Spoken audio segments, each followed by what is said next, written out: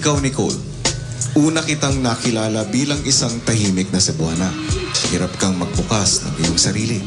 Para ka noong isang saradong aklat na mahirap basahin at unawain ang mga pahina.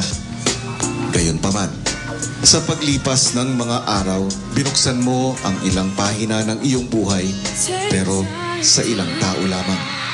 Kabilang na dyan, si Joseph. Oo, Nicole. Ang malalim ninyong pagkakaibigan ni Joseph ang naging dahilan para higit pa kitang makilala. Pero dahil na rin sa inyong pagkakaibigan, ay nahadlangan ang mas malalim na pagkilala sa iyo ng iyong mga housemates. At para kayo ng iyong ina ay magkaroon ng magkasalungat na kalooban. Kaya naman sa huli, kailangan kang pansamantalang iwanan ni Joseph. Pansamantalang pamamaalam na nagsilbing litsa para umusad ang iyong pagbabago at buksan pa ang mga pahina ng iyong pagkatao. Kinaya mong magbukas ng kalooban sa iyong ina. Hinayaan mong makilala ka ng iba mo pang mga housemates. At sa pagsubok ng pagmamalasakit sa kaibigan na sa inyo ay aking binigay, ay ikaw ang unang nanindigan.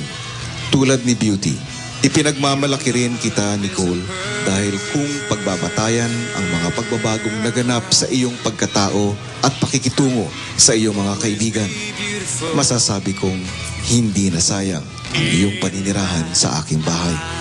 Ikaw naman, Robbie, pumasok ka na